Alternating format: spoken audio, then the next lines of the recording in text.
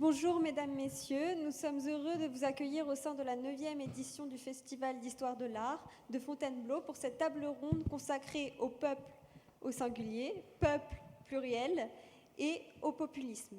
Nos intervenants vont nous éclairer sur l'histoire de ces termes et leur enjeu dans les représentations iconographiques. Madame Cohen, maîtresse de conférences à l'Université de Rouen et auteure de la nature du peuple, les formes de l'imaginaire social.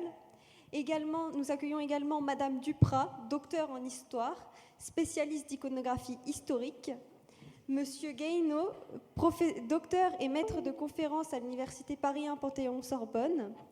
Et Monsieur Cernat, docteur et professeur à l'Université Paris 1 Panthéon-Sorbonne, directeur de l'Institut d'histoire de la Révolution française. Bonne conférence.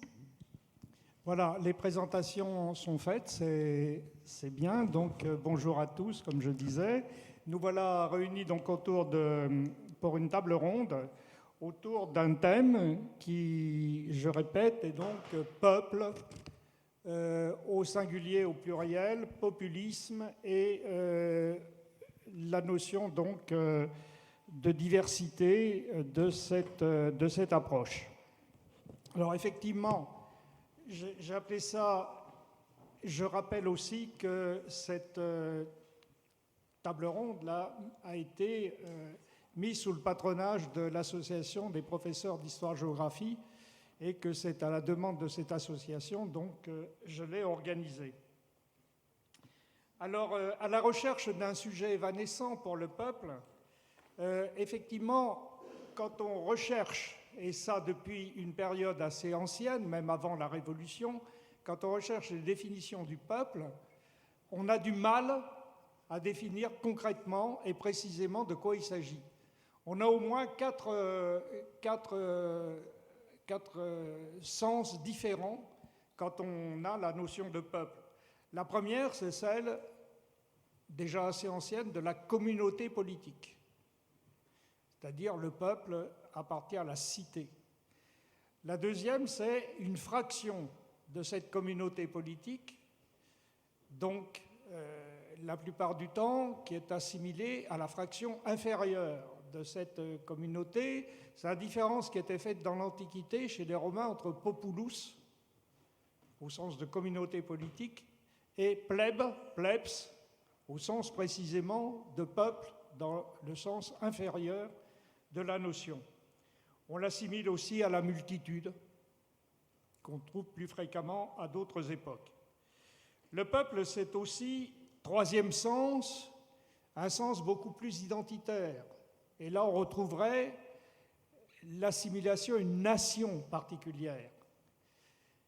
On parlera de peuple français, on parlera de peuple allemand, on parlera de peuple américain, on parlera donc de communauté dans un sens différent de la communauté politique qui est toujours associée à une volonté.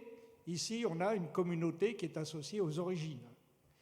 Et enfin, quatrième sens, le sens un peu constituant, le sens rhétorique, c'est-à-dire que le peuple n'existe pas en dehors du langage, en dehors de la rhétorique qui le constitue. Et c'est le sens juridique que l'on trouve par exemple dans l'approche de la Constitution américaine, de la Déclaration d'indépendance américaine qui commence par « nous, le peuple ». Donc en dehors de cette affirmation et de ce « nous » qui constitue un sujet agissant, le peuple est effectivement quelque chose de très difficile à trouver. Alors, à partir de ces approches différentes, je me tourne en premier lieu vers Deborah Cohen.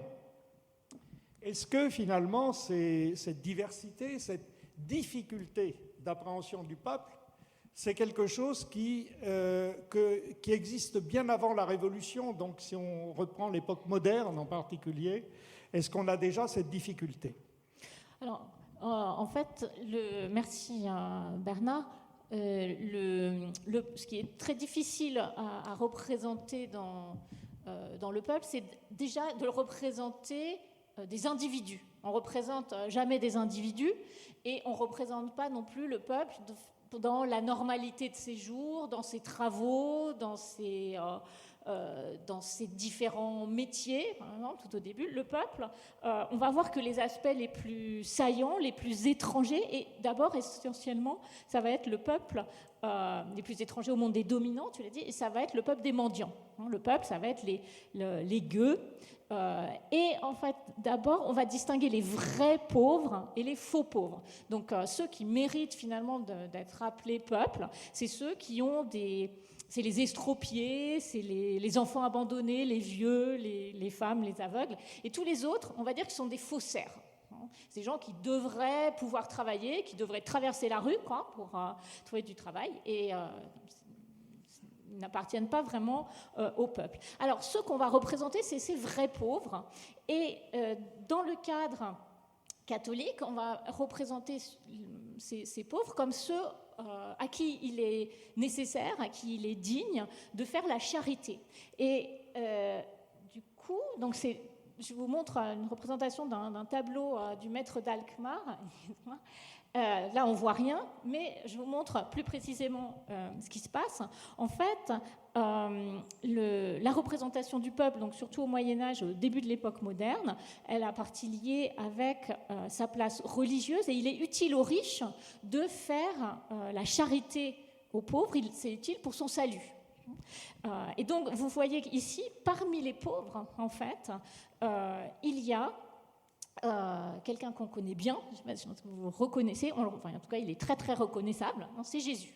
Donc faire la charité aux pauvres, c'est Jésus, et la représentation du pauvre idéal, c'est le Christ lui-même.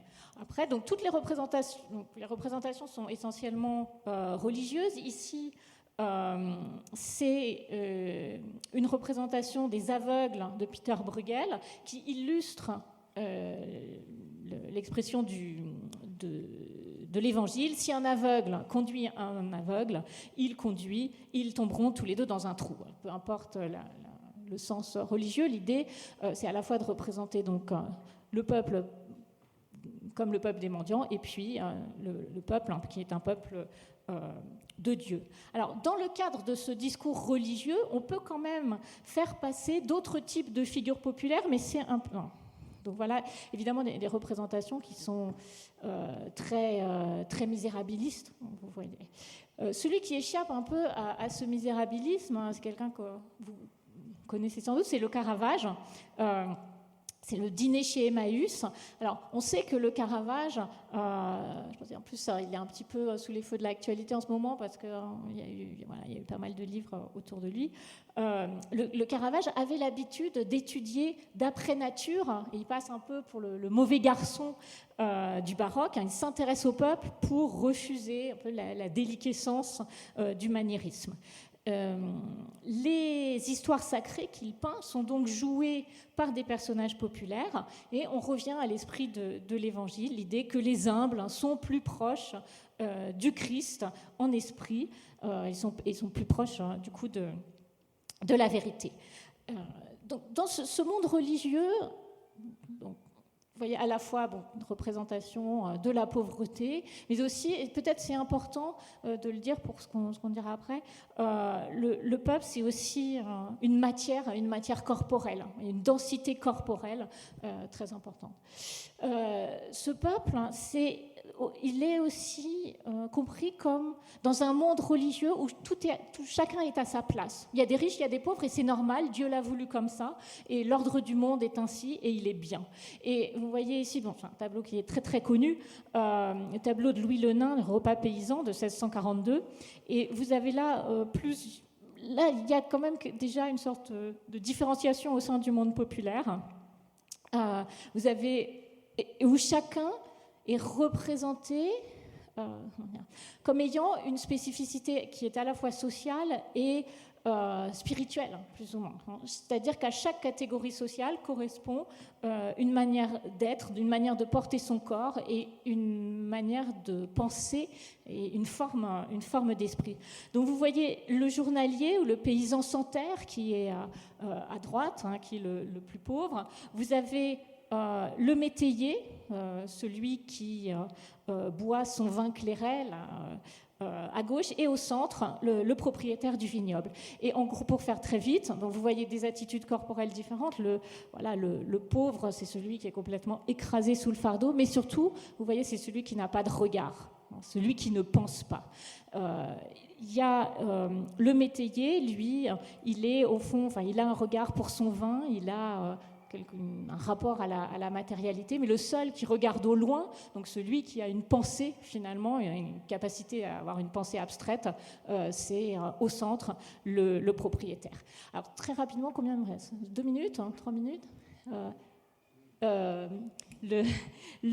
Ok, alors en 1 minute, il y a un grand changement par rapport à cette tradition médiévale et début de l'époque moderne.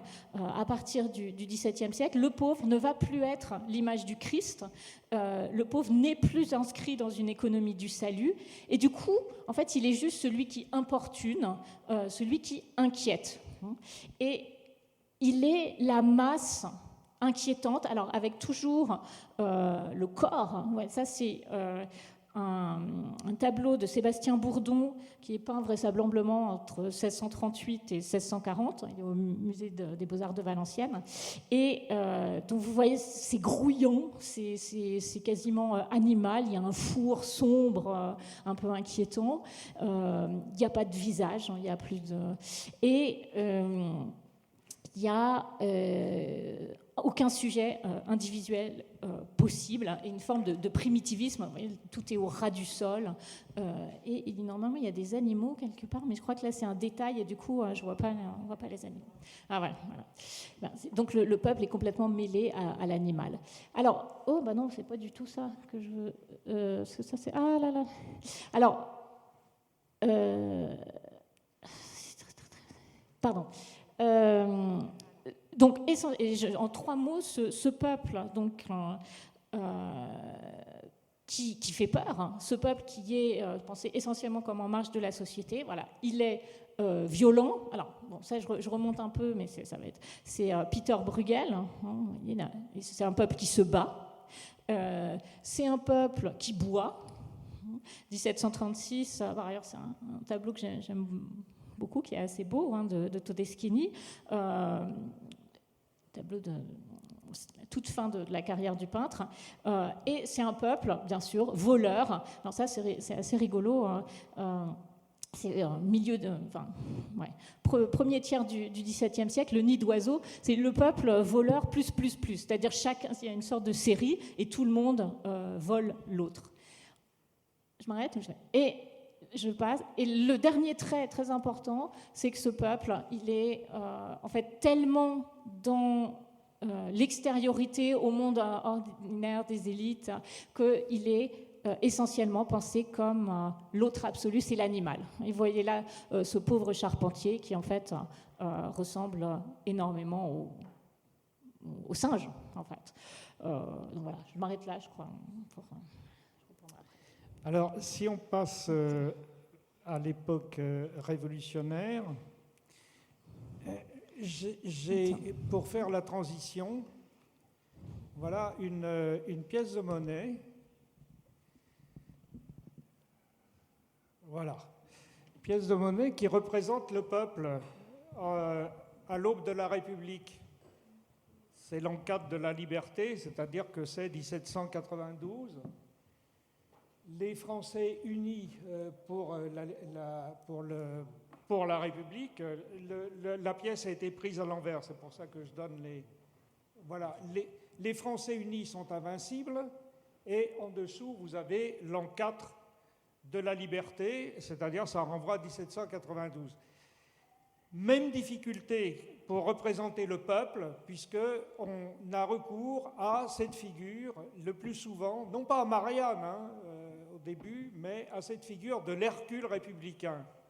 L'Hercule qu'on reconnaît à la massue et à la tunique de Némée. Et ce qui me plaît beaucoup aussi, mais qui m'interroge, je ne sais pas donner l'interprétation, dans cette pièce de monnaie qui est au musée Carnavalet, c'est que l'Hercule républicain donc s'acharne sur un faisceau de licteurs de l'Antiquité. Or, le faisceau de licteurs de l'Antiquité, par la suite, sera repris par les symboles républicains. On les comptera parmi les symboles républicains. Or là, on a manifestement une contradiction que je vous livre telle qu'elle, que je ne peux pas expliquer. Je passe la parole maintenant pour la suite à Pierre Cernat sur les gouaches de Le Sueur. Oui, merci Bernard. Donc en fait, en tant qu'historien de la Révolution, voilà, j'ai travaillé dans deux directions opposées. Deux directions opposées qui étaient d'abord essayer de travailler sur ce que l'on pourrait appeler, ce que j'ai appelé les infra-citoyens. C'est-à-dire que contrairement à ce qu'affirme la première phrase de la Déclaration des droits de l'homme et du citoyen, la seconde phrase que bien d'entre nous ne connaissent pas rappelle quand même qu'il y a une hiérarchie qui est fondée en fonction de l'utilité sociale de chacun dans la cité. Ça fait partie des contradictions de la Révolution. Donc, cette Déclaration des droits de l'homme et du citoyen va inventer un peuple universel, va inventer l'universalité du peuple, c'est-à-dire un élément nouveau par rapport à ce qui a été avancé par mes amis et collègues auparavant, c'est-à-dire qu'il va y avoir une sorte d'identité de ce peuple qui est constitué, comme l'a rappelé Jean-Claude Milner dans un très beau essai, un très bel essai paru il y a 2 ans, Relire la Révolution. Ce qui est important dans toute cette longue phrase, c'est la conjonction de coordination et droits de l'homme et du citoyen. Il y a des Declaration of Rights of Citizens dans les pays anglo-saxons, il y a un Bill of Rights en Angleterre, mais la France est le seul pays à lier l'homme en tant qu'être de nature, alors ça c'est important, c'est-à-dire que la révolution scientifique des sciences naturelles du XVIIIe siècle est passée par là et a fait de l'homme non pas une créature divine, mais a fait de l'homme le premier des animaux. Donc une révolution copernicienne, vous l'imaginez bien, dans la sécularisation du statut de l'être humain, qui en a fait le premier animal. C'était une victoire de l'intelligence, c'était une victoire de la raison qui va se transformer au XIXe siècle dans la catastrophe du racialisme et du racisme. Comment se joue cette inversion de l'universalité qui fait de tous les êtres vivants une forme de classification dont le premier est le premier animal et l'homme, qui va devenir par sa spécificité, l'intelligence, la perfectibilité et la raison, un citoyen, droit de l'homme et du citoyen. Cet homme devenant citoyen, par le lien qu'il va avoir avec les autres, va faire peuple. Ça veut dire qu'il va être constitué en peuple. Ça a été donc la première des choses qui m'a intéressé. Donc jusqu'où allait le peuple dans non pas simplement la pauvreté, telle que Déborah l'a présentée, mais dans les capacités, puisqu'on est justement sur une citoyenneté, donc il faut savoir ce qu'est être citoyen pour devenir être citoyen. Donc quelles sont les capacités qu'ont les êtres vivants pour devenir citoyens? Et jusqu'où on va aller dans l'humanité pour dire telle ou telle personne a cette capacité? Quand on songe que la France est un pays, un empire colonial en 1789, nous sommes au cœur de la question. Est-ce que on ne parle que des gens qui habitent en France, puisque jusqu'en 1795, ce qui constitue la citoyenneté, ce n'est pas d'être français, mais c'est d'avoir les capacités politiques pour être citoyen.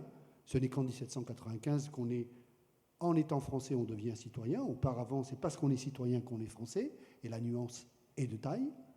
Et qu'est-ce qu'on va faire? Bien sûr, des hommes de couleur libre et des femmes de couleur libre. Puis après, qu'est-ce qu'on va faire? Des esclaves, puisqu'ils font partie de l'humanité. Et jusqu'où on va s'arrêter?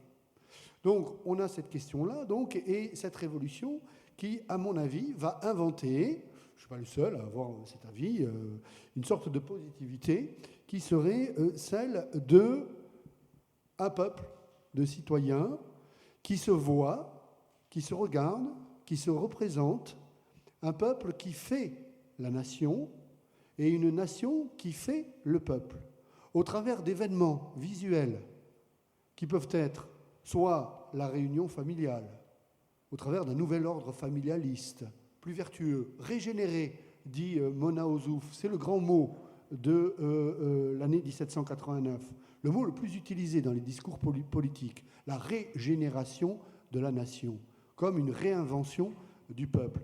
Ça peut être donc la famille, qui se structure au travers d'un nouveau rôle joué par une partie invisible jusque-là du peuple, qui étaient les femmes. Ici, nous avons donc dans les magnifiques gouaches de Le Sueur, qui sont déposées au Carnavalet, ces jeunes ouvrières qui font offrande de leurs biens modestes, soit à ceux qui partent à la guerre, soit aux gardes nationales. On a une intégration donc aussi des femmes dans ce peuple qui devient lui aussi donc constitué par les deux sexes qui constituent cette universalité citoyenne. Le premier cercle de ce peuple, c'est la famille. On le revoit ici aussi, une famille qui a des valeurs politiques. C'est-à-dire que ce qui va faire peuple va être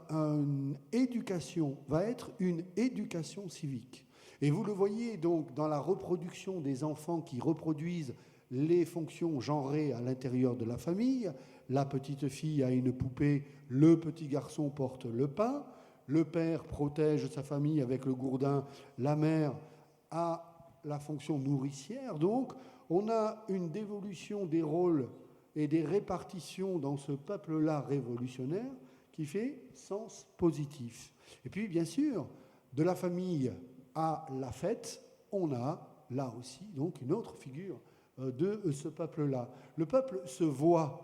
Quand nos collègues américains parlent donc de visual studies, d'études visuelles ou d'une talking show, c'est-à-dire d'un spectacle parlant pour la Révolution, ils veulent bien montrer, en fait, cette idée qu'il y a eu un jeu de miroir entre le peuple et lui-même, qui a joué à faire le peuple, et en jouant à devenir le peuple, il a été peuple lui-même, en portant des symboles, bleu, blanc, rouge, en portant des cocardes, en portant des signes qui le rendaient, qui faisaient sens, et qui créaient communauté.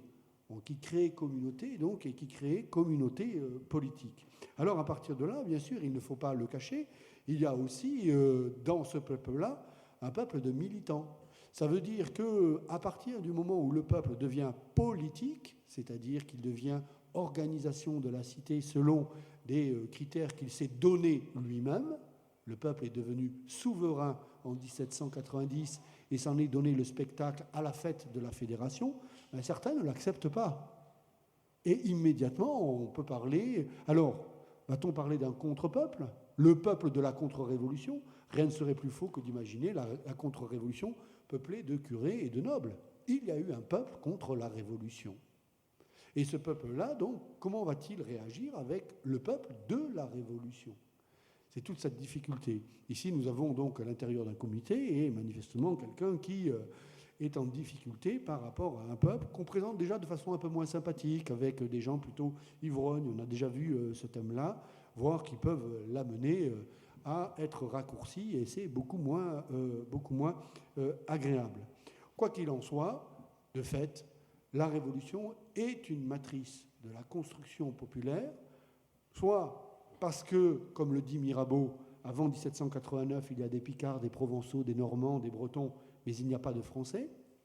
Et donc c'est la France c'est la Révolution qui invente en fait ce peuple uni par des mots, par un projet politique, par une citoyenneté qui renforce deux éléments. Un, le fait qu'il a constamment besoin d'être ensemble pour faire peuple, dans les comités, dans les partis, dans des clubs, dans des fêtes, dans des cérémonies, et en même temps qu'il le rend toujours plus abstrait parce qu'il est toujours constitué autour de valeurs de plus en plus difficiles pour lui à intégrer, celle d'abord de la République, puis celle après de devenir démocratique. Merci. Alors si on regarde les images qu'on a en tête, justement, l'une des plus connues et des plus emblématiques, c'est celle de Delacroix, le tableau de Delacroix, La liberté guidant le peuple, dont va nous parler maintenant Annie Duprat. Oui, alors moi, face à cette question, le peuple, je me suis dit... Quel sujet, c'est impossible à traiter. Quelle est la définition du peuple ? Impossible à associer à une œuvre d'art, car nous sommes dans un festival d'histoire de l'art. Et donc, j'étais très perplexe. J'avais lu le papier de Bernard Guénaud, qui est tout à fait remarquable. Pendant ce temps-là, il se bat, hein. Mais il est là, hein, mon PowerPoint. Et puis, comme ça m'est arrivé. Je me suis dit, bon sang, mais c'est bien sûr, la liberté guidant le peuple. Delacroix ne s'était pas posé toute cette question. Je pense que je vais arriver à la rescousse. Et il avait représenté le tableau qui figure bien évidemment dans votre programme. Alors, on a le même problème que tout à l'heure, donc je continue à bavarder un petit peu. Il y a longtemps, je crois que c'était en 1995, alors vous voyez, ça ne nous rajeunit pas, il y a eu à Paris un colloque qui s'appelait La Barricade. Et l'idée du colloque partait aussi de l'idée que, en France, Delacroix revisité, ça s'appelle. En France, on fait des barricades depuis 1588, hein, les grandes barricades qui ont chassé Henri III, merci, de son trône. Ensuite, il y en a eu pendant la Fronde, il y en a eu, bien évidemment, on les connaît en 1830, en 1848, en 1871, en 1944 également. Mais le peuple s'est cassé la figure. Mauvais présage. Ah oui, c'est l'extrême centre, oui. Mais Alain Corbin, qui était à l'origine du truc, s'interrogeait sur le fait qu'il n'y ait pas eu, ou très peu, de barricades pendant la Révolution française. Alors, on n'a pas trouvé d'explication à cela, mais moi, j'ai voulu participer à ce colloque et je suis allée chercher 1830. Pourquoi j'ai choisi 1830, je ne sais pas. Mais j'ai trouvé, à la Bibliothèque historique de la ville de Paris, j'ai trouvé un manuscrit d'un certain Victor Crochon, qui raconte les journées de 1830 un petit peu comme Victor Hugo a raconté les choses vues. Et à un moment, Victor Crochon raconte que rue Saint-Denis, tout près du Louvre, il y a une femme qui se dresse sur une barricade et qui brandit un drapeau tricolore. En 1830, c'était vraiment la révolution, hein, de brandir un drapeau tricolore. Et il dit, cette femme s'appelait Clara Levieux. Quand j'ai vu ça, je me suis dit, Delacroix, dont on sait qu'il se promenait autour du Louvre, enfin il se promenait, il protégeait le Louvre, il allait voir ce qui se passe, eh bien, il a peut-être vu cette femme, il a peut-être su son nom, je ne sais pas, là j'invente, il n'en a pas parlé, mais il me plaît à moi de penser que la liberté guidant le peuple s'appelle Clara Levieux, parce que dans le fond, c'est pas plus mal de donner une identité, on va quand même le mettre là, comme ça évitera un deuxième accident. Voilà. Alors, je vais me permettre, avec l'autorisation du président de séance, de faire tout à la suite, mes deux camarades faisant les choses séparément plus tard. Alors, voilà, si je fais ça... Du coup, je ne sais plus. Ah, merci. Oui, ça va. Oui, la toute première, ça va, celle-ci est bien. La toute première, c'est la toute première qui est là.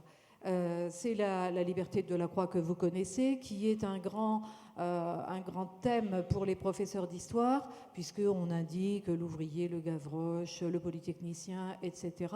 J'ai appris très, très récemment que parmi les numéros 0, les sujets numéro 0 du baccalauréat, il y avait la liberté de Delacroix, évidemment en noir et blanc, parce que notre éducation nationale n'a pas les moyens d'offrir de la couleur, et avec des questions un peu ineptes, enfin qui énervent déjà les professeurs d'histoire, donc on ne va pas développer. Alors celle... Tu veux une autre image ? Non, pardon. Voilà, là je commence par cette photo qui est prise au Louvre, qui est les têtes des gens qui regardent la liberté. Donc c'est le peuple regardant le peuple. Parce que dans le fond, qui me dit qui sont ces gens-là ? Je vois des cheveux gris, mais il y a aussi des cheveux noirs. Il y a quand même des gens jeunes aussi. Je ne dirais pas que le peuple, c'est un ensemble d'âges, mais c'est aussi un ensemble d'âges. C'est compliqué, la notion de peuple. Alors vous qui savez faire, je peux vous demander la suivante ? Je profite, hein. Voilà, merci. Alors, celle-ci, voilà, partant de là, je me suis dit, on va aller voir Delacroix.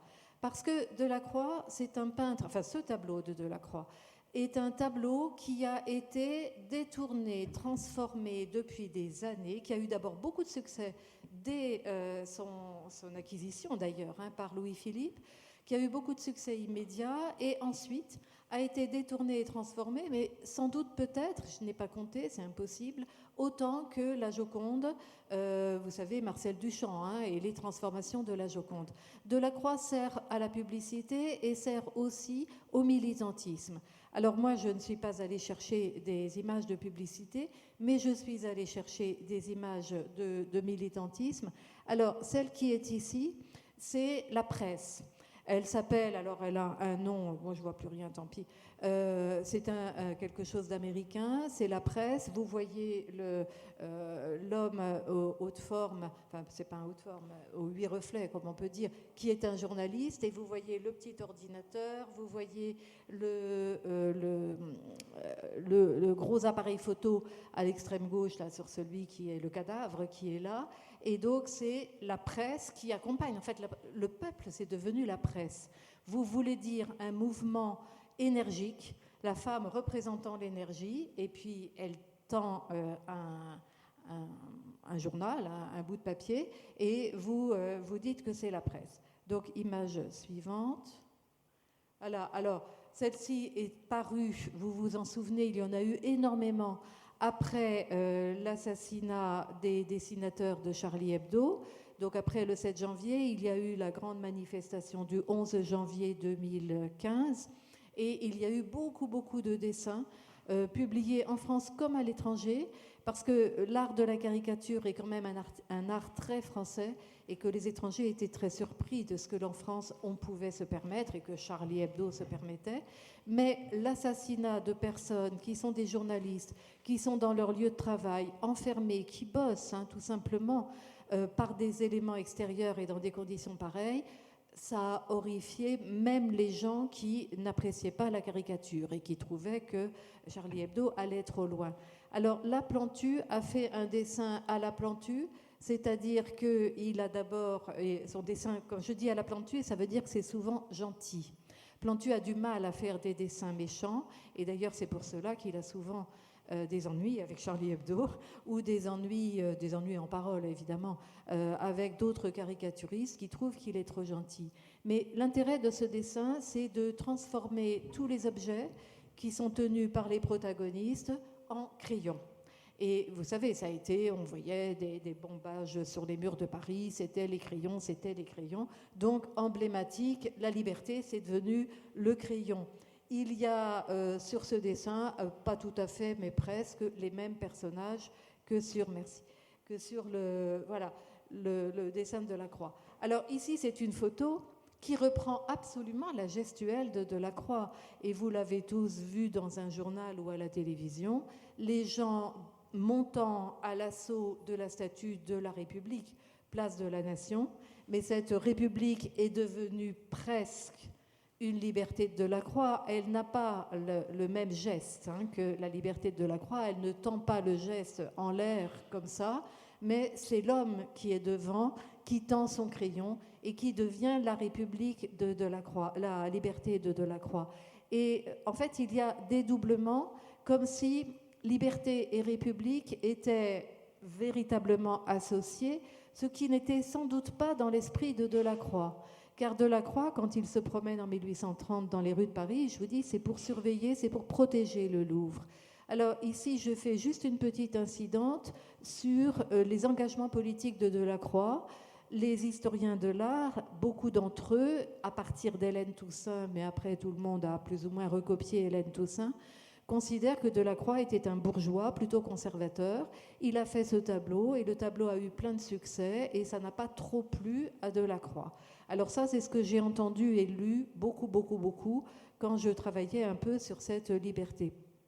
Et puis, j'ai discuté avec un autre historien de l'art qui me dit « mais c'est absolument faux. On ne fait pas un tableau comme ça si on n'est pas un peu transporté par la Révolution ». Et il a quand même représenté non seulement le bonnet phrygien sur la tête de la liberté, mais il a également représenté, c'est plus la même, mais le drapeau tricolore, qui n'était pas le drapeau de Charles X, bien sûr. Alors, cet historien s'appelle Bruno Schoenig. C'est un spécialiste de la méduse, Géricault, mais il connaît très très bien Delacroix, bien sûr, et il pense que là, il faudrait arrêter de dire que Delacroix était un bon bourgeois conservateur. Dans son journal, en tout cas, il ne parle pas de la liberté. Voilà. Alors, celle-ci, elle m'amuse beaucoup parce que c'est l'esthétique de la bande dessinée. C'est une image, alors j'avais écrit le nom. J'ai écrit le nom du Bourdelais, un nom comme ça. C'est quelqu'un que je ne connaissais pas, j'ai cherché sur Internet. Et c'est un auteur de bande dessinée et c'est quelqu'un qui fait l'esthétique de la bande dessinée, mais qui pervertit, qui transforme, qui transpose. Alors, je l'aime beaucoup parce qu'elle date aussi de 2015, mais d'après le Bataclan. Or, si vous voulez, il s'est passé aussi, donc janvier 2015, c'était Le Crayon, c'était Charlie Hebdo. Le Bataclan, eh bien, c'est les terrasses et le Bataclan. Donc, il y a la musique, donc il y a la liberté qui est devenue un garçon de café, hein, qui tient la table, Gavroche qui tient les verres. Enfin, vous récupérez chacun des personnages comme vous l'entendez. Alors, suivant. Alors ici, vous reconnaissez, et il y en a eu beaucoup sur ce thème, vous reconnaissez la chemise du DRH d'Air France.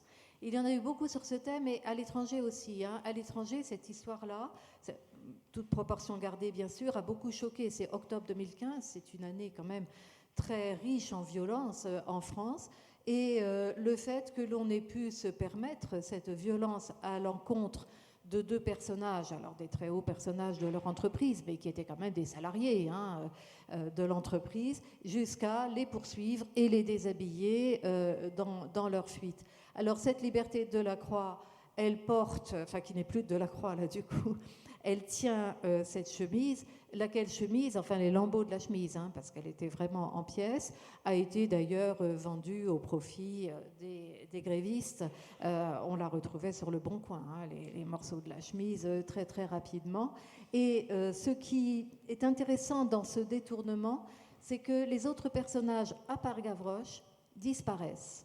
Vous avez une sorte comme ça, je ne dirais pas de magma, mais de quelque chose de difficile à lire. Mais Gavroche, le petit personnage qui est armé, qui est un jeune et qui est véritablement la violence, qui est la force que l'on montre.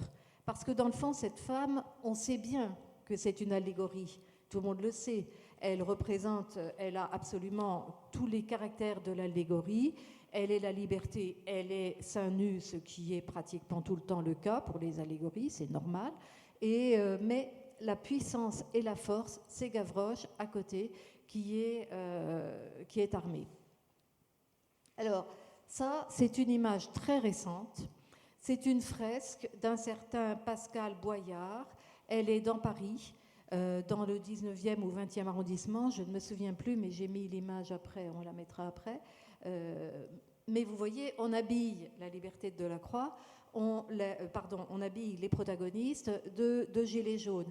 Alors, cette liberté n'a pas un gilet jaune. Il y en a d'autres qui sont habillés de gilets jaunes parce que, forcément, à coup de Photoshop, vous transformez tout maintenant en un quart de doigt, enfin de clic, vous transformez tout. Et vous avez au premier plan les instruments de la manifestation, c'est-à-dire en particulier les bombes de peinture. Parce qu'il faut peindre ça sur les murs, et il y en a eu pas mal qui ont été peintes sur les différents murs de Paris, alors pas forcément des libertés de Delacroix, mais des slogans, des choses comme ça. À Grenoble, près de la gare de Grenoble, il y a eu une très très grande fresque qui a fait couler beaucoup d'encre, qui datait d'ailleurs d'avant le mouvement des Gilets jaunes. C'est assez intéressant quand on voit les dates, parce que c'était en quelque sorte annonciateur d'une insurrection populaire, avec du Delacroix au milieu. Alors celle-ci, elle est d'après. Elle date de janvier ou mars, je ne me souviens plus exactement. Donc Pascal Boyard, qui est un militant. Alors voilà, In situ, c'est les deux rues en question. Alors c'est un drôle de bâtiment moderne, mais c'est la réalité de cette fresque In situ, qui existe toujours, qui n'a pas été... parce que vous savez, souvent les fresques, elles sont recouvertes, soit par les propriétaires du mur, soit par la ville, enfin bon, mais celle-ci, elle est conservée. Peut-être sera-t-elle conservée longtemps, parce que, en fait, c'est quand même un témoignage. Quand on parle de mémoire, histoire et mémoire, d'accord, c'est l'actualité, c'est tout ce que l'on voit, les graffitis, mais c'est aussi un témoignage d'un moment de l'histoire de France qui est suffisamment important pour qu'il lui soit conservé une trace. Il en sera conservé beaucoup d'autres, hein, mais ça, c'est tout de même très, très intéressant. Alors, celle-ci m'amuse beaucoup, c'est encore de la bande dessinée, c'est limite cauchemardesque. Alors, j'ai trouvé ça, alors si je vous dis les noms, ils sont là, mais j'arrive plus à lire, hein. Je les ai trouvés sur le site DeviantArt. Alors, je vous recommande, si vous voulez vous amuser, vous faites dans votre barre Google, vous faites DeviantArt, puis après vous cherchez, c'est très facile. Moi, j'ai cherché Delacroix, paf, je tombe là-dessus.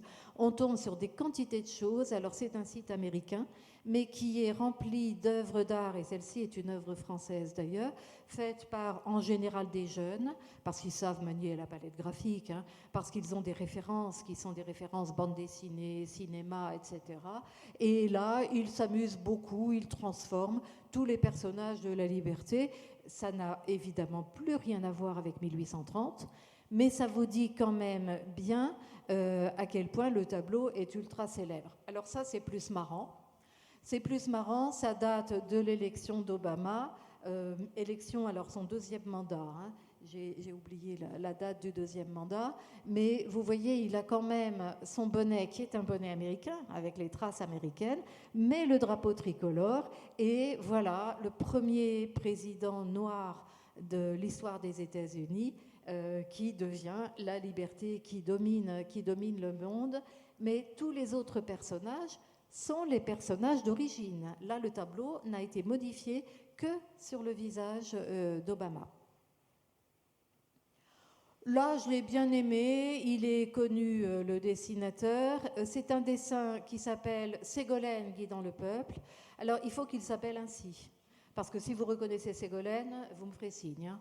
Donc, il faut qu'il s'appelle ainsi. Mais c'est Wittberg, hein, il est très très connu, il fait toujours des petits personnages tout en rond comme ça, et il s'est amusé. On peut tout faire avec cette liberté. Celle-ci, je ne dirais pas qu'elle m'a amusée, mais je l'ai trouvée étonnante. C'est aussi DeviantArt, parce qu'on a des formes épurées, longilignes, comme une peinture de Van Dongen ou je ne sais quoi, ces personnages, hein, ces peintres du XXe siècle, avec Marine Le Pen qui guide le peuple. Et ce matin, tout à l'heure plutôt, on en parlait, hein, sur le problème de la situation de la France. Hein, on ne sait pas de quoi demain sera fait, mais vous avez toujours le petit Gavroche à côté, qui est intégral avec son arme, qui n'est pas transformée. Au premier plan, le drapeau européen, foulé aux pieds. C'était l'époque où elle voulait sortir de l'Europe, etc. Donc aussi, tout ça, ça se démonétise. Je crois que c'était la dernière, mais on va vérifier. Ah non, ah oui. Alors celle-ci, c'est une image japonaise avec rien que des morts et qui est censée s'inspirer, c'est toujours DeviantArt, hein, et qui est censée s'inspirer de Star Wars. Voilà.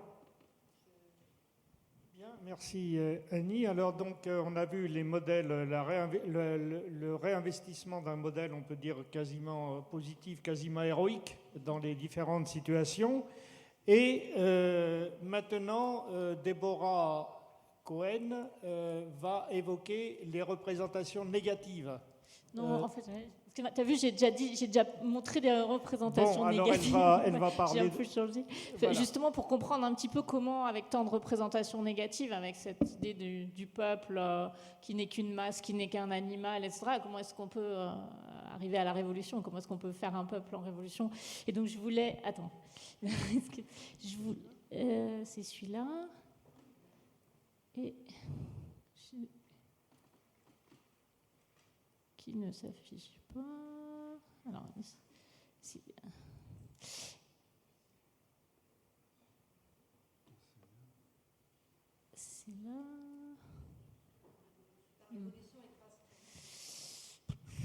La révolution est bon, sinon, c'est un peu difficile quand même sans image, mais normalement c'est celui-là.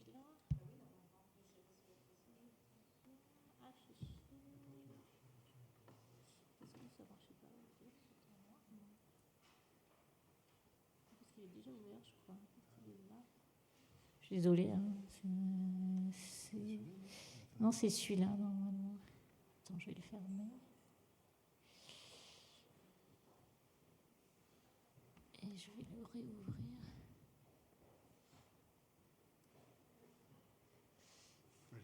Voilà. Alors, oui, est-ce que je vous disais tout à l'heure, on a beaucoup de mal finalement à représenter autre chose qu'une masse informe, ou alors comme c'est bien, mais en fait, il ne veut pas. Attends.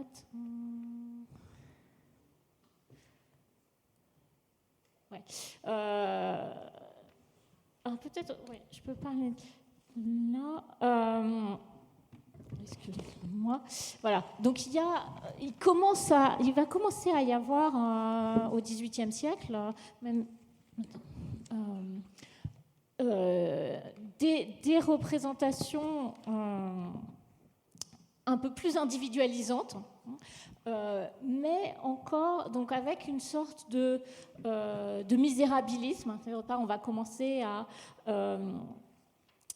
s'intéresser, à ressentir peut-être qu'il y a quelque chose à voir, qu'il y a des individus qui sont l'objet d'une sorte de compassion, mais vous voyez, toujours encore un peu difforme. Là, c'est des nains. Donc c'est un mouvement ici, surtout avec ces Italiens de Giacomo Cerutti, qui individualise, mais en même temps montre des traits assez misérables. Et là encore, vous voyez un nain donc, qui retire l'humanité ordinaire et la pensée. C'est le même modèle, tout le temps encore un nain, une manière de réduire finalement au sens propre, de diminuer, montrer que le peuple a quelque chose de moins. Celui-là. Alors, et en même temps, il y a un courant à la fin du XVIIIe siècle qu'on a appelé le sentimentalisme. C'est l'idée, courant qui naît évidemment dans les élites, c'est l'idée qu'on va pouvoir penser à partir de l'émotion. On dit souvent les lumières, c'est la rationalité, etc. En fait, il y a aussi l'idée qu'on pense avec son corps, qu'on pense avec son cœur et qu'on pense dans la rencontre de l'autre. Et les élites vont penser qu'en rencontrant le pauvre et en s'émouvant devant le pauvre, ils vont pouvoir éprouver l'intensité de leurs émotions et comprendre un certain nombre de choses. Et donc, ils vont s'intéresser un petit peu à ces figures populaires et en même temps, alors, sans désormais justement les renvoyer à l'opprobre, à la saleté, à l'ivrognerie. Et vous voyez ces très jolies figures, très élégantes. J'aime vraiment beaucoup Deboucher, mais vous voyez quand même, il y a un trait qui saute aux yeux de tout le monde, il y en a 3, il n'y en a pas un seul qui nous regarde. C'est-à-dire qu'on arrive quand même là à voir quelque chose de joli, d'émouvant, qui a quelque chose de l'humanité, mais il manque encore le regard, l'intelligence, donc qui est encore accaparé par les élites. Vous voyez, là, Watteau, c'est la même veine, avec l'idée du travail, du respect pour le travail, mais là encore, son chapeau écrase complètement son regard, donc on ne voit pas son regard. Ici, un autre auteur, Gillot, et là c'est très frappant parce que le seul regard qu'on capte, évidemment, c'est celui de l'âne. Donc il n'y a pas de mépris, ouais, c'est très émouvant, ce père et son fils, ce travail, voilà. Mais on ne voit pas le regard. Alors, ce que je voulais vous montrer. Alors, en même temps, donc, ce sentimentalisme, il va avoir des figures privilégiées qui vont aussi expliquer ensuite des formes de familialisme que tu as montré, Pierre, pendant la Révolution, qui vont résumer la faiblesse du peuple, non plus dans le défaut du manque d'esprit, de l'ivrognerie, etc., mais dans une sorte de retour à la figure du bon pauvre, d'une faiblesse liée soit à la nature, soit à une position, soit les deux. Et vous voyez donc des figures très importantes qui sont celles de la mère, et notamment de la jeune mère nourricière, avec bien sûr encore en arrière-plan quand même un modèle religieux sorte de sainte famille qui apparaît ici. Sur ce tableau de François Boucher aussi, on voit qu'il y a quand même toujours une ambiguïté, c'est-à-dire que reste très important dans la pensée du peuple la question du corps. Et du corps, donc, il veut être, comme on l'a vu, par exemple, le corps du nain diminué, ou la puissance corporelle, on l'avait vu dans les tableaux du Caravage, mais aussi l'ambiguïté sexuelle qui peut y avoir dans la manière dont Boucher ou ici l'épicier représentent ce peuple.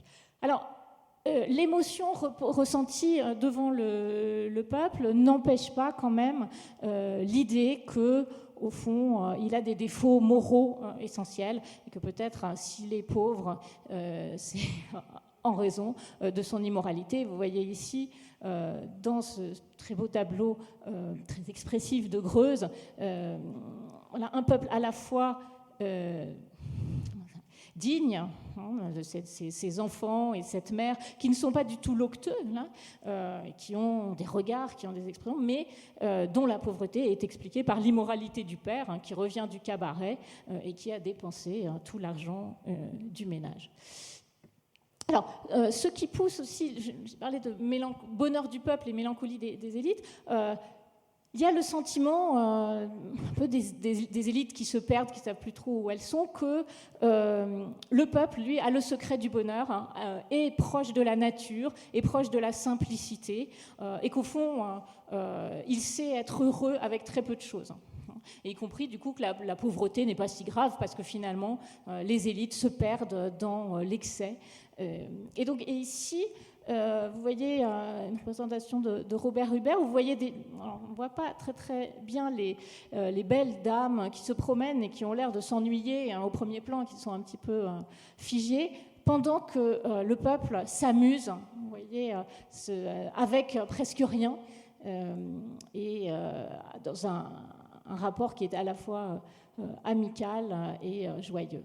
Alors, là, c'est toujours sur cette ambiguïté du corps. Donc, le peuple est celui qui est proche de la nature, est proche de l'amour, est proche de la simplicité. Voilà, une sorte d'envie de la part des élites, et qui joue bien sûr sur l'érotisme. Alors, après, la simplicité, le rire, etc., peut aussi tourner au carnavalesque et encore au grotesque, comme on le voit ici.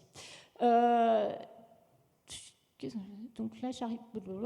Du coup, ce peuple va faire l'objet d'une nouvelle charité, qui n'est plus la charité strictement chrétienne pour gagner son paradis, mais qui est celle d'une dignité humaine conquise par celui qui donne, et qui redonne de la dignité aussi à celui qui le reçoit. Donc vous voyez ici la famille. Et cette charité, qui est celle des élites, qui grandit les élites, eh bien, on la trouve aussi chez le sommet des élites, à savoir chez le roi, qui, pour se racheter, doit se montrer proche de ce peuple, comme ici dans ce tableau de 1785. Je ne sais plus ce que je voulais dire. Voilà, je vous montre un détail.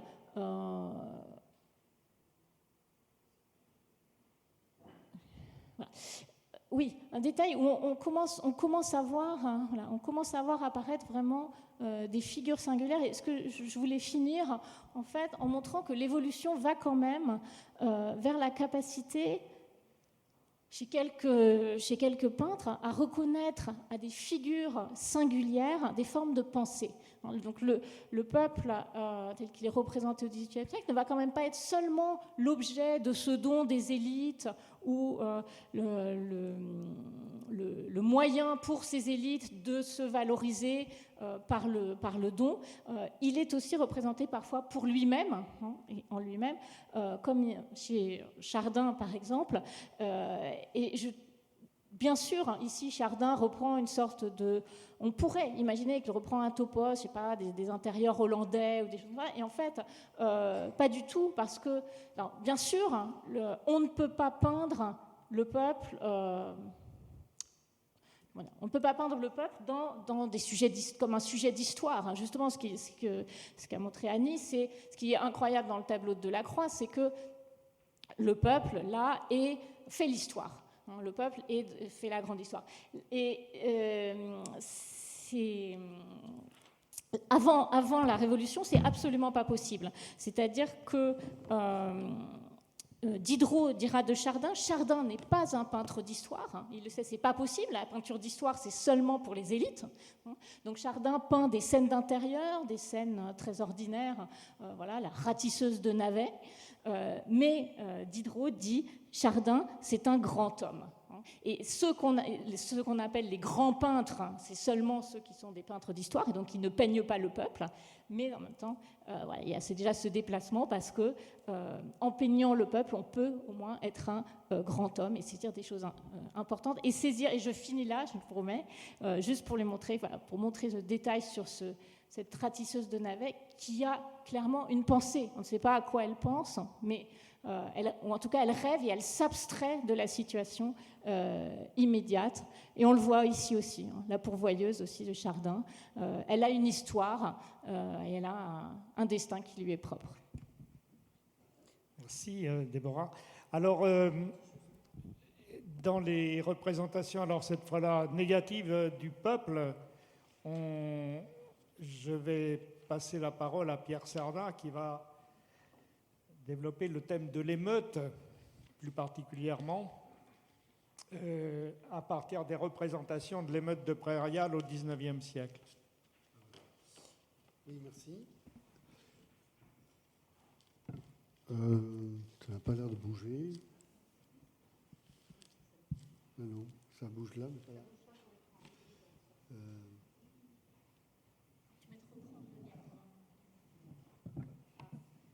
Voilà.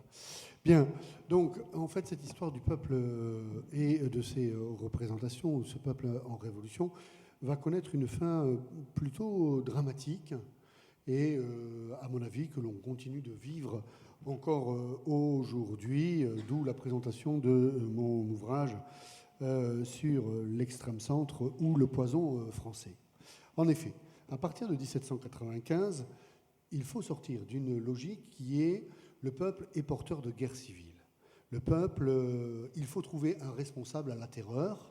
Les députés de la Convention se gardent bien de revendiquer les lois qu'ils ont votées eux-mêmes l'année du Comité de salut public. Et en fait, on va trouver, au moment qu'on appelle le moment thermidorien, après la mort de Robespierre, donc après la fermeture du club des Jacobins, va se développer un discours qu'on appelle le discours thermidorien, qui est un discours de fin de révolution. Comment terminer la révolution? Comment sortir de la terreur? Il faut inventer en fait une narratologie, un scénario possible de ce qui a échoué dans la révolution, puisqu'on voulait le bonheur, le peuple, l'harmonie, l'universalité. On en est arrivé à la guerre, la terreur, l'emprisonnement et la guillotine. Alors, il va y avoir toute une rhétorique qui va être inventée au sein de la Convention, parmi ceux qui vont s'appeler en 1795, dans tout un mouvement de la presse bien connu, les honnêtes gens. Et ces honnêtes gens, donc c'est une expression qui devient performative à partir de 1795, vont évidemment construire une barrière entre eux et nous. Eux, c'est qui? C'est ce qu'on appelle la canaille. Eux, c'est ce qu'on appelle justement le peuple, ce qu'on appelle non plus les jacobins, mais les jacoquins, ceux que l'on va commencer à appeler, c'est un mot de l'époque, non pas du XIXe siècle, les prolétaires, c'est-à-dire ceux qui n'ont rien. Et comme ils n'ont rien, bien c'est bien connu, ceux qui n'ont rien sont des jaloux. Quand ils sont en colère, c'est parce qu'ils sont dans le ressentiment. Quand ils sont en colère, c'est parce qu'ils n'aiment pas les riches et non pas parce qu'ils crèvent de faim. Au passage, l'hiver 1795 est le plus rigoureux du siècle après celui de 1710. Il y a un pic de suicide, un pic de surmortalité parmi la population, parmi le peuple parisien. Donc les inspecteurs de police note une croissance très très inquiétante de filles-mères qui se jettent dans la Seine glacée pour se suicider, un pic de suicide de gens misérables, donc, qui inquiètent la population en 1795. Et on arrive en fait à ce paradoxe pendant une période révolutionnaire, à inventer 3 stigmates pour le peuple qui vont lui coller à la peau, et peut-être qui lui collent encore aujourd'hui à la peau. Ces 3 stigmates sont clairement énoncés et deviennent une sorte de vérité, d'essentialisation du peuple. Deborah Cohen a parlé de nature du peuple, de nature construite du peuple. 1. Le peuple est immature. Ça veut dire que le peuple est enfant. Un député dit même « le peuple a cassé son jouet » en parlant de la Révolution. On lui avait offert tous ses droits, il en a abusé, il a cassé son jouet. Le peuple est enfant. Premier élément. Deuxième élément, le peuple est femme. Ça veut dire quoi? Ça veut dire que le peuple n'a pas la virilité de l'Hercule gaulois qu'on a vu auparavant, qui était positif. Le peuple est femme, ça veut dire qu'il est versatile. Il est l'objet de ses humeurs. Quand on parle d'humeur à la fin du XVIIIe siècle en termes médicaux, on parle d'hystérie utérine, évidemment. Donc le peuple est femme, il est incapable de la fermeté stoïcienne, de la fermeté du citoyen romain, du citoyen vertueux, et cette dévirilisation du peuple, bien sûr, est évidemment éminemment péjorative. Le troisième stigmate qui va peser sur le peuple pour des décennies entières et pour tout le XIXe siècle, et peut-être encore tous les samedis, le peuple est violent. Fût-ce 400 casseurs par rapport à des dizaines de milliers de manifestants, ça ne fait rien. Le peuple est violent. Donc le peuple est enfant, le peuple est femme, le peuple est violent. On va construire une rhétorique qui va complètement déstabiliser et décrédibiliser ce qui était auparavant une vision positive du peuple, jusqu'à arriver donc à l'horreur, la dernière manifestation du peuple avant 1830, avant donc la liberté guidant le peuple. La dernière manifestation violente du peuple, c'est le premier prairial, le 20 mai 1795. C'est le dernier face-à-face entre la bourgeoisie, donc des députés conventionnels, et le peuple, qui tourne mal, donc, puisque un député du nom de Ferraud va voir sa tête coupée et mise sur une pique. Tous les historiens de la Révolution connaissent le nom de Ferraud. Je mets au défi un seul historien de la Révolution de me dire le nom d'une seule, des 30 000 Parisiens qui sont morts de faim ou de froid pendant l'hiver 95. Si un être humain égale un être humain, alors 30 000, c'est 30 000 fois plus que 1. Il y a quelquefois des injustices dans le traitement de la narrativité de l'histoire. Tout le monde connaît le nom de Ferraud, épée à l'âme de Ferraud. Je ne suis pas là pour salir l'âme de Ferraud. Je suis là pour dire que l'histoire s'écrit de façon injuste et que ce peuple est invisible et que ces 30 000 personnes, peut-être certains d'entre vous ne savaient pas que 1795, c'était l'hiver le plus terrible du XVIIIe siècle après 1710. Mais sûrement beaucoup d'entre vous connaissez cette émeute du premier prairial. Alors, devenant le ministre de l'Intérieur de Louis-Philippe en 1830, c'est intéressant sur la représentation du peuple, Guizot a une bonne idée. Il se dit, oh, mais tiens, on va, depuis que les députés sont au Palais Bourbon, donc on va en fait décorer le Palais Bourbon. Et on va le décorer comment? Eh bien, on va mettre au milieu de la salle des députés, qui auront ce spectacle en face d'eux, un tableau central qui représentera la monarchie du juste milieu, donc la monarchie Louis-Philipparde. Cette monarchie, donc, qui pour moi est un des jalons donc, de ce que j'appelle l'extrême centre, dans lequel je pense, mais vous pouvez ne pas être d'accord bien sûr avec moi, nous vivons. On doit représenter Louis-Philippe prêtant serment sur la Constitution. Il est le point d'équilibre de la politique. Et puis, à la droite des députés, on doit voir l'image de Mirabeau chassant le despotisme au travers donc de la phrase qu'il répond au marquis de Dreux-Brézé venant demander aux députés de se désunir le 23 juin 1789 et Mirabeau lui disant « Nous sommes là par la force du peuple ». Vous sommes là par la force du peuple, et nous n'en sortirons que par la force des baïonnettes. À gauche des députés, donc, ce n'est pas le despotisme que l'on veut dénoncer, c'est l'anarchie. Et l'anarchie, c'est justement le peuple en colère. Et donc, on commence un concours, et il va y avoir, je prépare un livre sur ce concours, donc, et sur les représentations de cette émeute-là. Là, j'ai choisi celle de Félix Auvray, qui est un des plus jeunes représentants donc, de ce concours, qui va avoir plusieurs manifestations, dont une de la Croix, qui sera absolument donc, extraordinaire. Elle va peut-être changer une des esthétiques de la représentation de l'émeute populaire au XIXe siècle. Alors, ce qui est intéressant en réalité dans cette image-là, nous avons donc le face-à-face macabre de Boissy d'Anglas, représentant de la bourgeoisie industrieuse protestante du sud-ouest de la France par excellence. Il est président de l'Assemblée ce jour-là, il s'incline devant la tête de Ferraud. Et puis on a donc une masse qui est celle du peuple avec, on le retrouve ici, ce n'est pas une allégorie. Ce n'est pas une allégorie. Deux femmes qui, comme vous le voyez tous les samedis, comme vous l'avez vu chaque fois que vous avez vu une manifestation, les femmes sont les seins à l'air. Manifestement, quand les femmes manifestent, elles ont toujours les seins à l'air. C'est ce que je crois voir là, puisque là, on n'a pas affaire à une allégorie, mais véritablement à une démonstration de la débauche, de l'obscénité féminine qui ose manifester. C'est la vulgarité même que désormais incarne le peuple, puisque c'est Madame de Staël quand même qui a inventé ce mot-là, il ne faudrait pas l'oublier, et ça a toute une histoire par rapport à sa représentation du rôle politique des femmes du peuple, elle n'étant pas une femme du peuple, dans la politique. Et puis il y a toute une scène sur la violence donc, des hommes, dont les hommes sont capables, sur la représentation de la musculature, la représentation des hommes en bras de chemise, bon, jusqu'à la politique de communication de Jacques Chirac et de Obama, être en bras de chemise, c'était pas être au travail, c'était une figure de l'homme ouvrier qui montrait ses avant-bras poilus et c'était plutôt mal vu.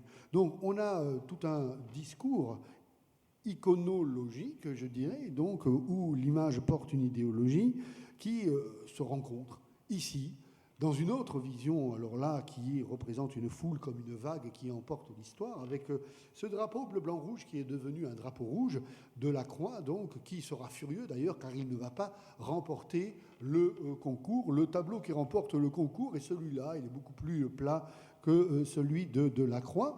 Mais ce tableau a une histoire intéressante, et je conclurai là-dessus. Sur les images, puisque nous sommes dans un festival d'histoire de l'art, l'art n'est pas décalé par rapport au réel, l'art n'est pas décalé par rapport à l'histoire. Ce tableau a remporté le concours. Et donc Louis-Philippe, qui prétend être un bon roi philanthrope, roi éducateur de ses peuples, dit, eh bien, ce concours, avant de le suspendre au Palais Bourbon, on va le montrer. Et puis on commence à le montrer à Paris, et ça provoque des remue-ménages. Les gens commencent à s'énerver, les gens commencent à prendre des attitudes menaçantes, on enlève vite le tableau. Et on dit on va l'amener loin de la capitale, on l'amène à Lyon. Et à Lyon, ça provoque carrément une émeute populaire, les gens se disant mais les gens de 1795, on n'est pas moins qu'eux, on n'a pas moins de raisons de manifester qu'eux. En clair, ce tableau provoque des manifestations. Cette image provoque du réel. Cette image d'émeute provoque de nouvelles émeutes. Tant et si bien que Louis-Philippe dit, écoutez, envoyez-le à la mairie d'Annonay. C'est dans le département... de l'Ardèche, merci. Dans le département de l'Ardèche, ce n'est pas le département le plus connu pour avoir des centres urbains les plus importants, donc d'où pourraient éclater des émeutes. Et on va avoir ce tableau qui va connaître un véritable exil, qui va sortir de l'espace de l'art, un petit peu comme on voudrait faire sortir le peuple de l'histoire de l'honorabilité, de la respectabilité en 1830, On voit donc au travers de ces images du peuple comment on est parti de le sueur d'une positivité du peuple devenant nation et devenant citoyen jusqu'à un peuple d'émeutier, de tumulte qu'il faut cacher, puis ensuite qu'il faut absolument enfermer, voire reléguer au fin fond de la France. Merci. Alors, merci à tous les trois. Je voudrais conclure en quelques mots là sur pour rattacher aussi à l'actualité, mais aux images également évoquées par Pierre et à la tradition révolutionnaire. Je voudrais terminer sur la démocratie représentative, puisque ça aussi, c'est quelque chose qui évoque donc le thème de la démocratie représentative. Alors, je rappelle que cette démocratie représentative, c'est un oxymore, c'est-à-dire que c'est le mélange de deux termes qui sont au départ quelque chose de contraire dans les notions précédentes. Alors, je ne vais pas trop développer la démocratie, simplement pour dire qu'il n'y a pas d'alternative à la démocratie représentative, puisque dans le terme de démocratie représentative, il y a déjà le terme de démocratie, donc de participation à la vie politique. Donc il n'y aurait pas une forme supérieure, pour moi, de démocratie qui serait supérieure à la démocratie représentative. Mais ça, on peut en parler. En ce qui concerne la représentation, le thème de la représentation, justement, puisqu'on est dans un festival qui traite des images, représenter, je rappelle que ça a deux sens. C'est d'une part rendre présente une absence, c'est-à-dire rendre visible, par exemple, par une image, quelqu'un qui est absent. Par exemple, on rendait visible le roi sur les pièces de monnaie, alors que la plupart des gens ne connaissaient pas l'aspect réel que pouvait avoir le roi à l'époque, puisqu'il n'y avait pas de photographie. Que c'est l'opération également qui, dans un enterrement, dans des funérailles, par exemple, consistait à représenter l'image du défunt pour le rendre présent et donc vivant à travers cette cérémonie. Donc c'est une mise en scène, la représentation. Le deuxième sens, dont je parlerai moins, c'est la délégation, c'est représenter, c'est remplacer, agir à la place de quelqu'un. Alors, si je prends le thème de la représentation et du lien entre la représentation des images, la représentation théâtrale, la mise en scène, et puis la représentation politique. Chez les Grecs, en particulier, donc aux origines de la démocratie, c'était quelque chose qui était déjà très présent et où ils manifestaient à travers la représentation deux types de rapports au réel. D'une part, il y avait la représentation théâtrale, ce qu'ils appelaient la catharsis, où il s'agissait en quelque sorte de mettre à distance le réel pour mieux le faire passer, en particulier dans ce qu'il avait de plus traumatique. Et puis le deuxième aspect, c'est ce que les Grecs appelaient la mimésis.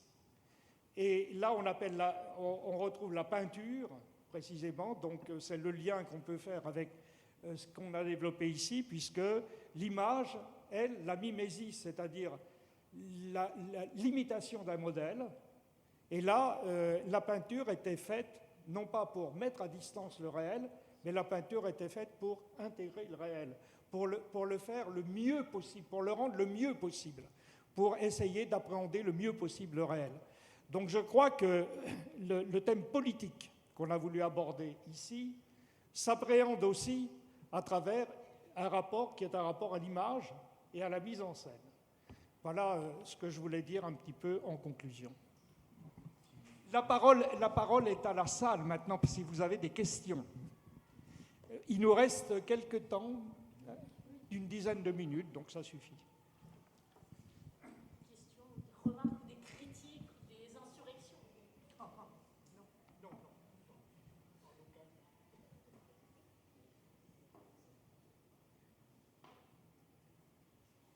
D'autres images qui vous viennent en tête aussi?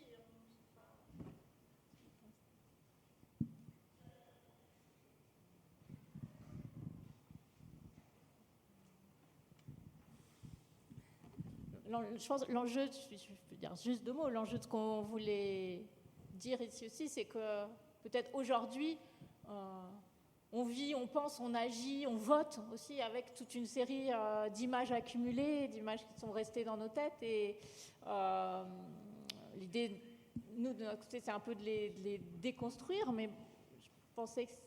Voilà, ce qui est intéressant aussi, c'est de savoir, par exemple, vous, quand on dit peuple, quel genre d'image se lève dans vos têtes? Moi, je pense que l'image de la liberté guidant le peuple, gilet jaune, elle est récente, celle que tu as montrée, Annie, mais on l'a vraiment vue beaucoup, mais je pense qu'elle nous a marqués. Moi, je serais un peu intéressée à savoir à quelles images pensent les gens dont ce n'est pas le travail. Je vais pas répondre à cette question qui est par ailleurs fascinante, mais moi, ce qui m'a interpellée dans votre parti pris à tous, c'est que vous avez mêlé les producteurs de ces images, parce qu'il y a toujours cette question, quand on représente le peuple, en quel droit, en quel nom on le fait, et en quelle parole. Et donc là, vous avez eu ce débat sur est-ce que Delacroix était bourgeois ou pas. Alors, ce qui est aussi intéressant, c'est parce qu'on parle du peuple qui se représente. Alors, dans les images, est-ce qu'il n'est pas aussi intéressant de bien distinguer quand le peuple a bien conscience de se mettre en image aussi. Voilà. Parce que là, encore une fois, dans toutes les images qu'on a vues, ces producteurs étaient mélangés.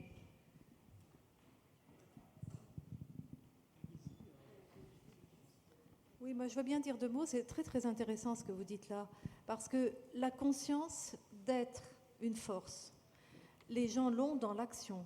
Je pense en particulier à une période dont on n'a pas parlé, qui est la période début XVIIe siècle, de toutes les émeutes et les violences qui ont eu lieu, en particulier dans le sud-ouest de la France. Les gens sont en action. La Grande Peur, c'est pareil. Or, il n'y a pas de représentation. La Grande Peur n'a pas été figurée. Les gens étaient dans l'action, les peintres ou les graveurs qui obéissent à un marché, car les graveurs ne font pas, même la peinture ça coûte cher, mais la gravure déjà un peu moins, mais ça entre dans un marché, donc ça ne les intéresse pas, ils ne représentent pas ça. Donc il y a eu toute cette histoire où les gens sont dans l'action, ne se représentent pas, se connaissent quand même parce que, bien sûr, il y a les propos qui sont tenus. Alors, on a perdu la trace, mais on sait bien que les gens se parlaient. Et puis arrive le XXe siècle et le XXIe, avec à la fois la photographie, mais surtout aujourd'hui, qui n'a pas son petit téléphone portable? Qui ne filme pas ce qui se passe à chaque instant? Et même si vous n'êtes pas militant, que vous voyez passer une manif, vous pouvez ne pas être militant, vous allez trouver un truc à photographier parce que ça vous intéresse de conserver ça. Et alors, puisqu'on a beaucoup parlé des gilets jaunes et des samedis, eux ont eu conscience de ça et de la force de ces images, plus évidemment tous les réseaux sociaux, plus toutes les transformations d'images gilets jaunes qui continuent aujourd'hui. Et donc, voilà, il y a l'action, il y a la représentation, mais aujourd'hui, on est dans les deux mêlés, parce que l'action existe toujours. Mais ils savent très bien que s'ils ont une action sans image derrière, c'est comme s'ils n'en avaient pas. Donc c'est là où les choses sont plus compliquées maintenant qu'il y a X siècles. Je peux dire mon mot aussi ? Je trouve ça très intéressant ce que vous dites, et très probablement, le peuple s'est mis en scène, en effet, à beaucoup d'époques, mais on n'en a pas la trace. Mais aujourd'hui, en effet, on peut voir ça. Bien sûr, les manifestations sont mises en scène. Et il y a, je ne sais pas si vous connaissez, un texte de Nathalie Quintane qui s'appelle Tomate, qui est très beau, qui est sur Nuit debout. Et Nathalie Quintane, elle est très...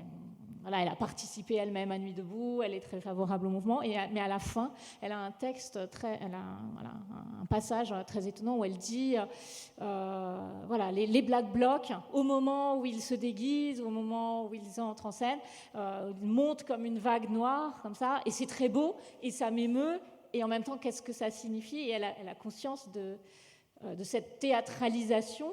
Et elle se demande si ça a à voir avec la politique ou si c'est déjà du spectacle, et donc si c'est...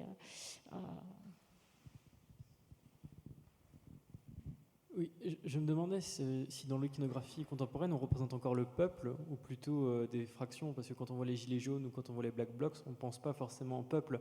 Est-ce que ce n'est pas un objet qui a plutôt disparu de la représentation pour représenter plus des communautés ou des identités ?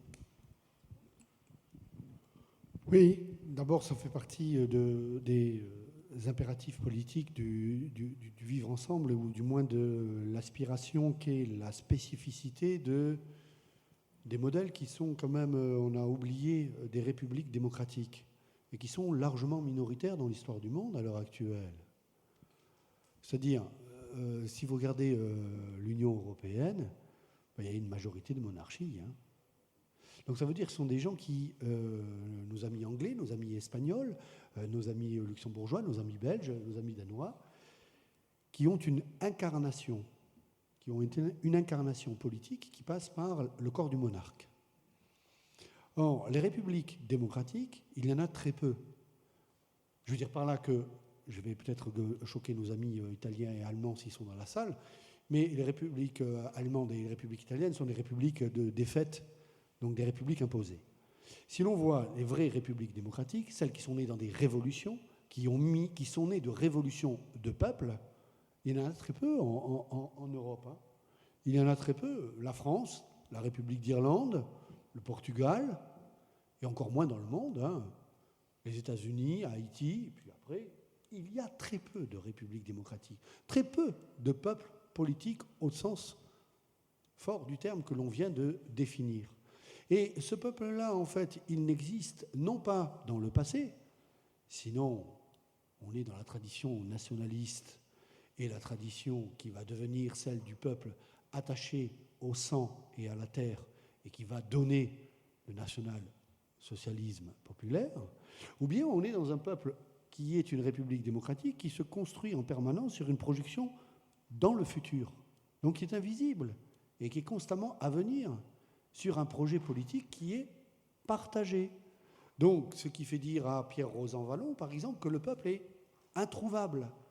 Mais il est introuvable pas simplement dans le sens négatif, il est introuvable dans la mesure où c'est une utopie réelle à construire en permanence.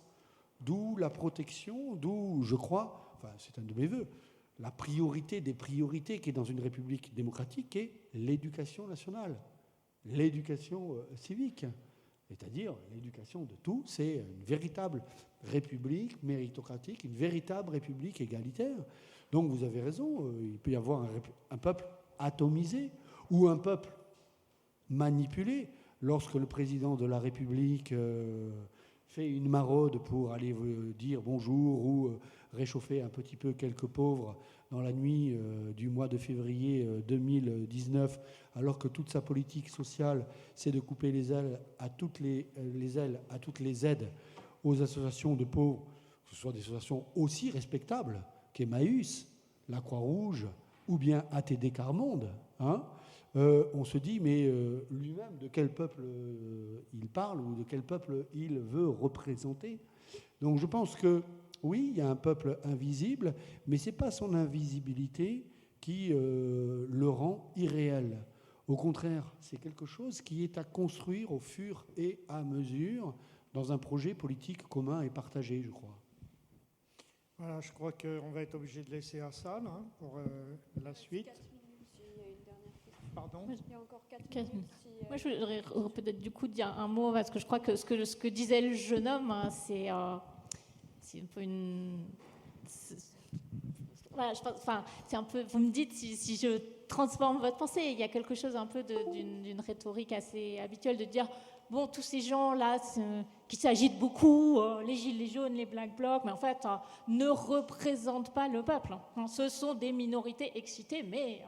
le vrai peuple, c'est pas... Et le vrai peuple, c'est qui alors hein, Eh bien, c'est le peuple qui vote, hein, puisque le peuple a le droit de vote, et là, tout le monde a le droit de vote. Tout le monde ne va pas dans la rue, mais en revanche, tout le monde peut voter. Et c'est une manière, en fait, de délégitimer en République, tu veux dire un mot après, je sais pas, en République représentative, toute autre forme de revendication et d'adresse au pouvoir que celle du vote et de l'élection des représentants, justement. Oui, moi je voulais simplement dire que votre remarque était absolument pertinente. Et moi, c'est la première chose à laquelle j'ai pensé quand on m'a parlé de ce sujet. Je me dis, c'est quoi le peuple ? Ça n'existe pas, le peuple. Parce que, d'abord, j'ai été dressée comme ça. Quand on était à l'école, on nous disait, on ne commence pas une disserte en disant « de tout temps les hommes », et on disait « le peuple », mais non, ça n'existe pas.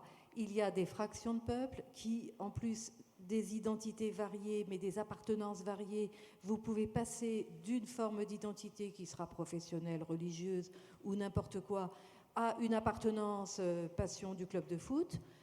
Ça fera des variétés sur vous. Est-ce que vous êtes membre d'un peuple? C'est quoi ce peuple?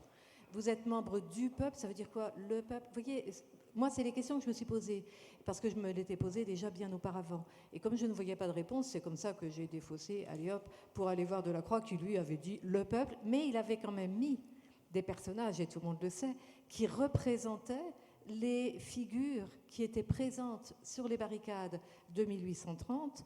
Et je terminerai, il y a le polytechnicien, vous savez, qui est derrière, que l'on ne voit pas tout de suite avec son bicorne. Et je terminerai en disant que l'année dernière, de manière tout à fait étonnante, il faisait très très beau au 14 juillet. J'étais évidemment pas sur les Champs-Élysées, mais dans mon coin, j'habite près du cimetière Montparnasse. Comme il faisait très beau, je vais me balader au cimetière, ce qui m'arrive très souvent. Et je vois plein de polytechniciens en grand uniforme. Ils étaient sortis des Champs-Élysées et ils allaient et ils ont défilé. Et ils sont allés jusqu'à la colonne Vanneau. Alors, je la connaissais, cette colonne, mais je ne l'avais jamais remarquée. Elle est à côté de la tombe de Gainsbourg. Si un jour vous passez par là, Gainsbourg est à 2 pas. Et il y a eu discours. Et c'est, paraît-il, chaque année que les polytechniciens rendent hommage à l'un d'entre eux, Vanneau, qui s'est fait tuer lors de l'attaque d'une caserne dont le nom m'échappe, mais qui est actuellement dans le 7e arrondissement. Il défendait sa caserne pendant la Révolution de 1830, mais il la défendait contre les troupes de Charles X. Donc il était comme les polytechniciens qui font la Révolution de 1830. Mais voilà, je me disais, ben oui, ce Vanneau, il fait aussi partie du peuple, et c'est un polytechnicien, c'est quelqu'un de bourgeois. Après, je suis allée chercher des choses sur Vanneau. Donc voilà, vous avez posé une bonne question, mais c'est une aporie, c'est-à-dire qu'à partir du moment où on prend plein de précautions, ben on ne traite plus le sujet.